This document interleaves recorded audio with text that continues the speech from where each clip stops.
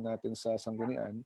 So they gave us a 5-year development plan, and then they have a clear map already of which properties will be donated, and we have complied to the donors' all requests, and all papers are complete. An agreement also na ilalagay natin sa resolutions yung mga gusto natin na within 5 years, they will be building on these properties to be able to promote the education and the thrust of PSU to make Alaminos a center of education, promoting agriculture, tourism, and all other curriculum that yung nasa plano ng PSU para magawa niya, pati matuloy po yung ating scholarship program at saka makaaral po yung ating mga estudyante.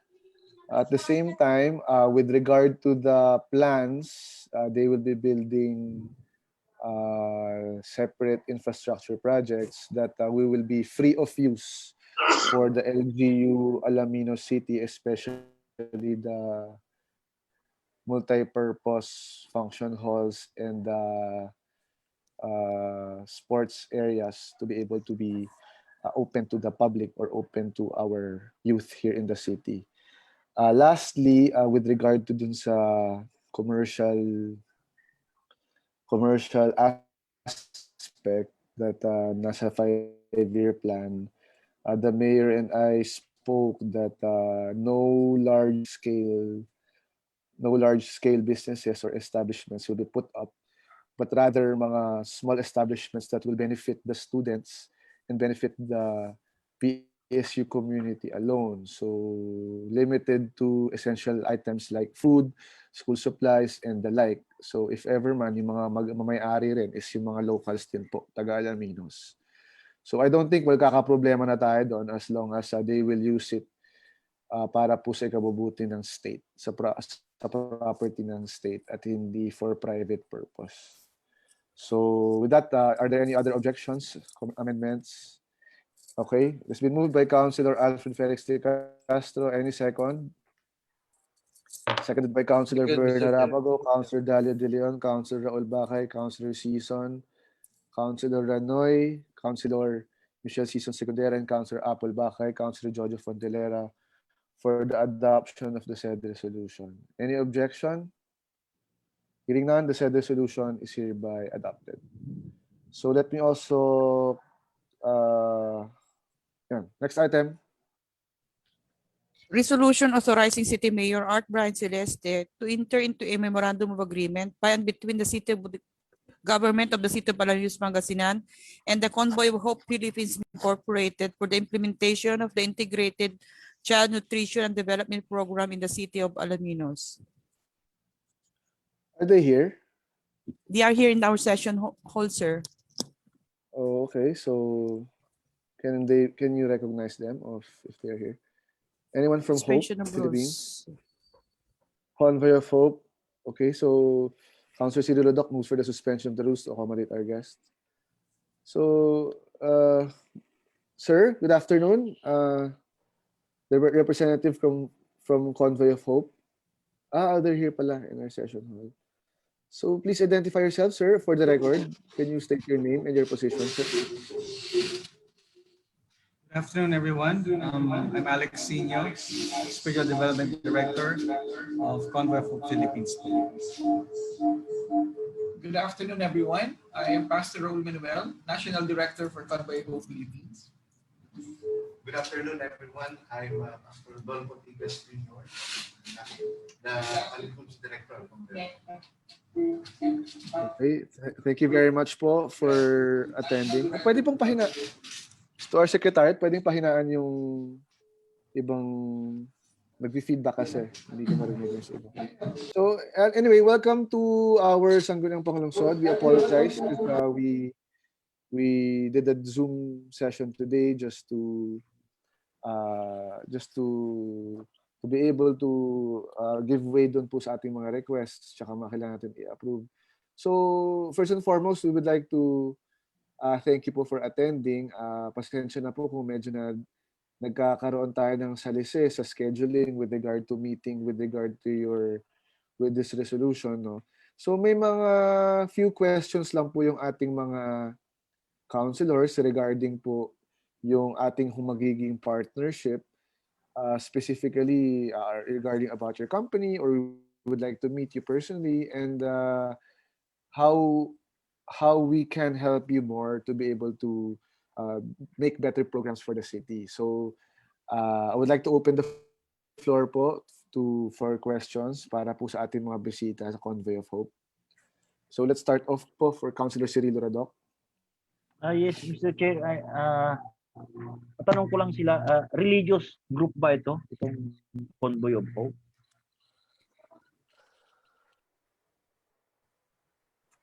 So yes, the Convoy of Hope, maybe request an answer. So Yes, can you good give us a afternoon. brief background? Apo. Go ahead. So, good afternoon po. Convoy of Hope is a faith-based organization from the United States. And after many years of operating, of serving people in the US, they branched or they reached out to our country. Now for quite some time here already in the Philippines po.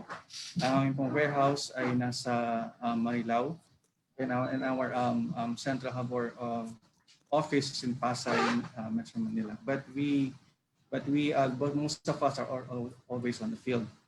Sa question po, if you are a religious organization, actually we are an NGO, non-government organization. But the faith-based po siya, most of the supporters are church people. But nevertheless, we have partners from different commercial companies as well, supporting the feeding programs of the children po.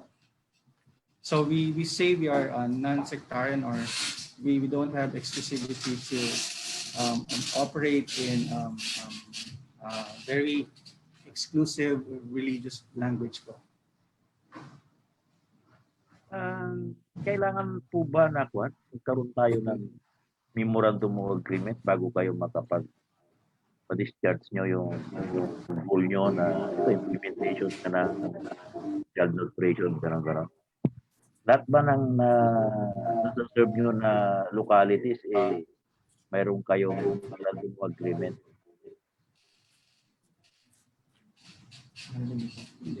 They're asking if there is already there is a need for memorandum of agreement. Yeah. Yes po. As we continue to partner with local government sector, para po mas maganda po, mas smooth po yung operations, yung flow po ng mga manapacks, ng mga delivery po sa mga locations, we normally have memorandum of agreement po sa sanggunian. Kasi po maraming pong factors ang mag-benefit po with the agreement. First is yung yung magandang kasunduan with the municipality na we have this good number of children na gusto niyo pong mag-benefit from the program. Pangalawa, yung proper endorsement po sa mga barangay, sa barangay level, kasi po as operation-wise, ang aming pong distribution is per barangay. So it depends po kung ilang pong barangay inco-commit po sa program. So definitely po, we need the municipality's endorsement para po mas ma-empower po yung program. And then of course, yung transportation, because we are from the Marilao, yung warehouse po namin, Marilao, Bulacan, yung mga dadaanan po mga bayan, especially po ngayong pandemic, may mga checkpoints, definitely makakatulong po yung enforcement agreement para po mas smooth po yung travel po ng mga manapacks or yung mga fortified rice para po sa mga bata. Any other questions? May tanong Yes, po, Councilor Radoc. Paco Vice. Kung may memorandum of agreement dito, ibig sabihin, ang ikikita nyo dito based on sa memorandum of agreement sa barangay, di ba? Siguro mga public schools. Hindi kayo nagkikita sa mga private schools.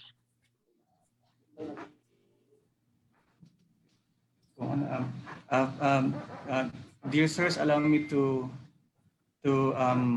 repeat the question po sa mga colleague ko po kasi hindi po nila naririnig. You are requiring us Question po, ang right question now po with the ni mayor Councilor, yan sa memo po ba, to sign a sir, memorandum po, agreement with ay you mga by requiring a memorandum agreement with our chief executive. Do you mean that you only cater sa Alaminos if you are talking of Alaminos to public schools? Hindi kayo magkikita sa private schools. Yes po, sa public schools lang po. Pero kung mag-cater kayo sa private Yes, schools, po. yun na kailangan ng memorandum agreement. Opo, kasi different entity na po sila, sir. I mean, kung ano lang po yung, nasasako po yung mga children na ka-enroll po sa public school at saka sa mga daycare centers po. Definitely, malaki-laki ang gagastusin nyo rito eh. Saan nanggagaling po ang bulk ng inyong funding? Yes po, as I mentioned po, ang Convoy of Hope for many years na po ay have been receiving donations, yung mga fortified rice po from our partners, donors in the US. Yung Feed My Hungry Children, FMC, isa po yung malaking organization sa US na they, or of course, organically fortified the traditional rice into which maging nutritious po siya para ipakayat po sa mga feeding programs. And may mga partner organizations din po yan sa US po. So definitely there is enough po to really support the children we will want us to. Apo, actually po, to mention din po, dear sirs and madams, we just entered the agreement po sa Bani and Anda, Pangasinan, wherein yung Bani po, munisipyo pa ng Bani, ay were able to give us 4,000 children to feed, and sa Anda po ay 6,000. Every day po yan, 5 days a week for 200 days a year. Yun po. Laki Yes po. Apo. Na wala pa kayong pinagre-reportan o Madami. Oo, madami. walang nag-audit sa inyo. Meron audit and accountability concern, meron po, yes po. Actually, meron po kami slide, meron po kami short video kung may time, pero kung wala na po, okay lang po yan. We have given the file to office here. Sa US po, ang aming pong pinaka-president, si Pastor Hal Donaldson, aming pong presidente, and of course, their board of directors. And of course, ang scope po kasi ng Convoy of Hope, hindi lang po sa US and Philippines, meron na rin po yan sa Latin America and Africa. And Europe po. Yun lang, pare. Okay. Any other questions from the body? Wala na. So siguro later we'll watch the video. Okay. So in behalf po of the Sanggunian, sir, thank you very much po for attending our session today. Again, we're looking forward to working with you para po sa nutrition po tsaka pag-alaga po sa youth po natin sa Alaminos City. So maraming pong salamat sa pag-attend. Salamat po. Salamat. Vice Mayor Barra, salamat po, dear councilors. God bless all po. Yes. Okay. So now we will lift the suspension of the rules. So to the secretariat, next time, please, pag meron pala tayong guest dyan, please let me know ahead of time para unahin na natin sila kasi dalawang oras natin sila nag-aantay doon. So pag nagzo-zoom tayo siguro, pag may guest tayo, unahin na natin agad. Para at least, lalo na kung galing pa ata silang ibang lugar, para hindi sila mag-aantay na matagal. So, okay, we proceed. So, what is the pleasure of the body regarding the said resolution? Councilor Sison, are you the sponsor of this? Councilor Bakay, sir. Councilor Bakay pala, sorry. Councilor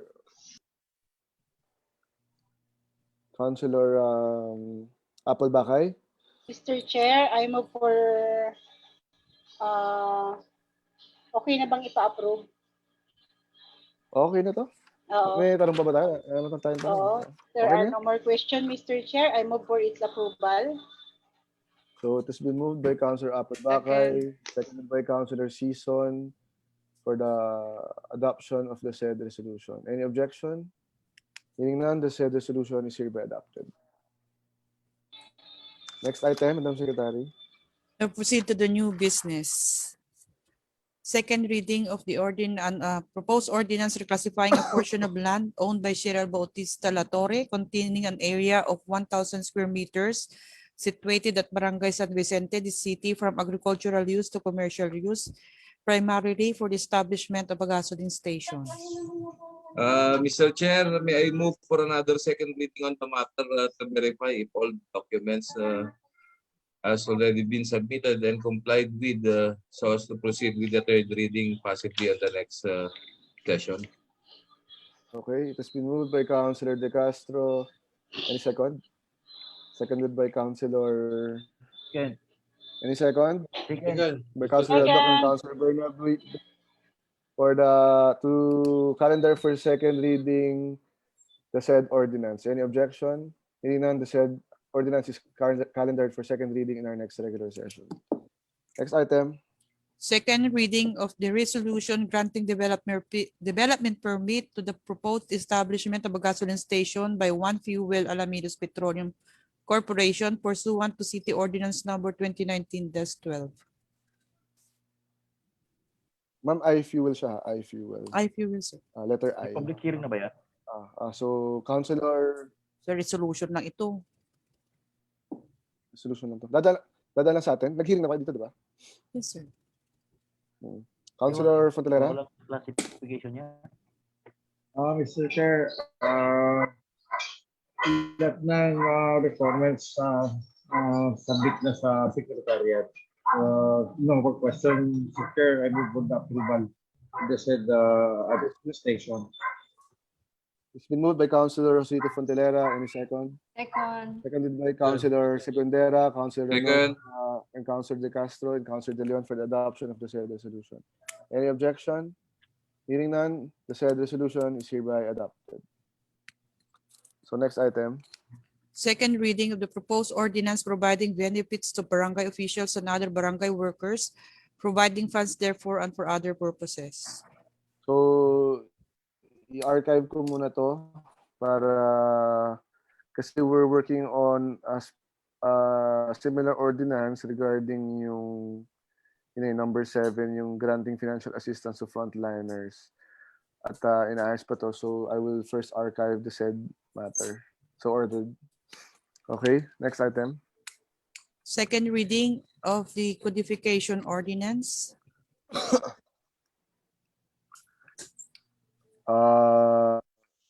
So let's schedule this for. Hindi, gusto ko sanang tapusin na ito by tagal na ito. Hopefully pasa na natin to within the second quarter of this year, covering our ordinances 2020 pababa. So this is the last, siguro we deferred for another 3 weeks. So ordered. Next item. Second reading of the proposed ordinance establishing or creating a food bank in the city of Alaminos, Pangasinan, and providing guidelines for the operation thereof. Any motion? Reading natin sa next regular session, Mr. Chair. So it has been moved. Before I act on the motion, may clarification lang dun sa, will we penalize yung mga nag-donate ng expired? Kasi yun yung nakalagay sa draft eh. Hindi Ilalagay, po kasi pag penalize pa expired na natin. yun, hindi naman natatanggapin ng donation. Pag may Oo, pag-donate siguro ng tanggalin expired, na hindi natin. naman natatanggapin ng recipient, ng SWD. So walang mag-donate. Oo, yun. Kasi So, parang please take note DSWD, ng pag secretary tinanggap nila yun. Kasi nakalagay dun sa draft natin na pagka nag-donate ng expired, ipipenalize Pero parang mali naman yun, di ba? Parang nag-donate na nga, tapos, di ba?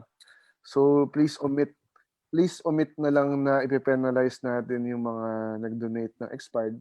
In fact, wag na lang i-accept. Yun nga, Ilagay na lang doon na wag na lang control din. i-accept kung expired, di ba? Yes. Oo. So, meron bang ano dito? Merong technical working group ulit? Wala. Ma'am Luz, meron bang technical working group dito? Wala, sir.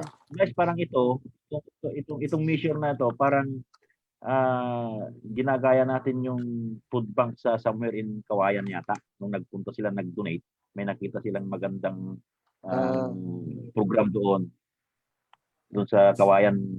Somewhere din si Kwan, nung nag-donate sila. Isabela. Pa Isabela ba yun? Yes, So yun sir. ang ginaya natin. May pattern yan. Okay. Okay. So, may pattern. Ito, nakita ko, penalty clause. Any establishment found to be selling expired goods shall be penalized as follows. Selling. Yung po nagbebenta. Pag yung, kunyari, bumili tayo, tapos expired ang binenta sa atin. Okay. Yun ba? Opo. O yun, okay lang yun. So, Para mapulsa sila na bago mag-expire, donate na nila. By Councilor Cirilo. Tama. Okay. So, please take note, Madam Secretary. So, there's a motion by Councilor Doc. Any second? Second. Any second po? Second Seconded by po. Councilor Segundera, Councilor Danoy, Councilor Season to calendar the said item for third and final reading in our next regular session. Any objection? Hearing none, the said matter is calendared for third and final reading in our next regular session. Next item. Second reading of the proposed ordinance establishing the Sisterhood Ordaining Committee and providing guidelines for sisterhood partnerships for the City of Alaminos, Pangasinan, and other local government units. Yes, Mr. Chair, I move that the measure be calendared for third and final reading during our next regular session. It's been moved by Councilor Doc, seconded by Councilor Mr. Season, Chairman. Councilor Bernabe, Councilor Ranoy, to calendar the said ordinance for third and final reading in our next regular session. Sorry. Oh yeah, tama. For third and final reading in our next regular session. Any objection? Hearing none, the said ordinance is calendared for third and final reading in our next regular session. Next item. Last. Second reading of the proposed ordinance granting financial assistance to frontliners who have been adversely affected by COVID-19 in the performance of their duties. So, Councilor Season, can we schedule this for Yes, for Mr. Chair, public for hearing as well? Public hearing, yes. Okay lang. Ay, pala. April na Sabay po. na, diba? Hello? Oo. Sa April na Yes, po, go ahead. Vice. April, anong date po natin April gusto? 8, April 8. What time po? 9:30. 9:30 a.m. April 8. 9:30. April 8. 9:30 in the morning. May kasabay bang iba, ma'am? Ibang pwedeng date for public hearing? Wala pa pong April 8, sir. Sige. Okay. Sige. Councilor Carol, pwede 10 a.m. na lang? Ay, sure po, 10 a.m. Okay. So Councilor Carol moves to schedule for public hearing the said ordinance April 8, 10 o'clock in the morning. Okay, so ordered. So next item, Madam Secretary. Ano yata? Meron pa, sir. Dalawa pa. Resolution declaring valid and operative. Yung mga kumbayan, barangay Yes, sir. budget. Resolution declaring barangay ordinance number 2020-01 and 2020-02 of barangay Pandan. I move for its Pandan. approval, Mr. Chair. Second, enacted Mr. with- Chair. It's been moved by Councilor De Castro, seconded by Councilor Doc for the adoption of the said resolution. Any objection? Hearing none, the said resolution is hereby adopted. Next item. Resolution authorizing City Mayor Art Brian C. Celeste to enter into a memorandum of agreement by and between the City of Government of the City of Alaminos, Pangasinan and the BizBox Inc. for the utilization of BizBox electronic claims portal to process PhilHealth claims online. I move for its approval, Mr. Chair. It's been moved by Second, Mr. Chair. Councilor Chairman, seconded by Councilor Doc and Councilor Lanoy for the approval for the adoption of the said resolution. Any objection? Hearing none, the said resolution is hereby adopted. Ilan ang ano natin pala? Ilang years? Gusto nyo? Di na? Lagyan pa ba natin? Di na. 3 years lang, pwede na yun. Oh, 3 years. 3 years. Hindi ka na? Madam Secretary, please take note. 3 years. Yes. Yung start niya is pag napirmahan yung magdag MOA signing sila, yun yung start. Hindi ba masyadong Okay, next matagal item. yun? Baka mamaya mayroon Kailangan ibang mo ng tulong platform. doon pero hindi. Wala naman ata exclusivity? May exclusivity ba? Walang exclusivity ba yan? Wala. Baka mamaya mayroon Wala, din walang exclusivity. mag-offer Pwede ng natin- service, hindi tayo makakapili. Lahat can be terminated. Ano si Marisa? Pwedeng kung may offer na mas mura, kaya 5 pesos lang, doon tayo. Pero, next item, Madam Secretary. Announcement po, reminders if there are. Mayroon po akong announcement, Mr. Chair. Councilor Alfred, yes. Paki-support lang po sa upcoming Miss 100 Islands 2021 virtual pageant yung contestant ko, si contestant number forgotten so Jeannie Ann Bantolino po. Number 13. Buto ako dyan. Okay. Buto ako dyan. Ayos! Paki-share na lang po sa mga Facebook friends nyo si Miss Jeannie Ann Bantolino po. Oo, Yun- let us yun lang support yung announcement. our fellow executive member. Oh. Okay, Yes, yes, yes. Go, Jeannie. Pwedeng, any other announcements? Ma'am Sec, meron pa ba? Sana. Wala na po, sir. Okay. There are no more other matters, Councilor- Mr. Chair. I move for the adjournment. Vice, It's bago been moved by mag-adjourn, Councilor Alfred. lagi naman. Yes. Bago po Councilor mag-adjourn, Chico. na-remind ko po yung yung survey po sa March 18 sa sa Bolo. For sure. Bolo 2. March 18. Oo, March 8. Apo. Okay. Para maayos na po natin yung yung Tagal na to. yung problema ro. March 18. Okay. Thank you. Please, pakigawa lang po yung ating survey. Thank you, Councilor Carol. So, it has been moved by Councilor De Castro, seconded by Councilor Doc for the adjournment of today's regular session. I now call this Sangguniang Panglungsod regular session adjourned. Thank you very much. Picture. Yeah. Picture po. Umuulan ba malakas? Picture po. Ma'am Mahina Luz, na, sir. Picture po. Mahina ang Picture po. signal. 1, 2, 3. 1, 2, 3. Okay.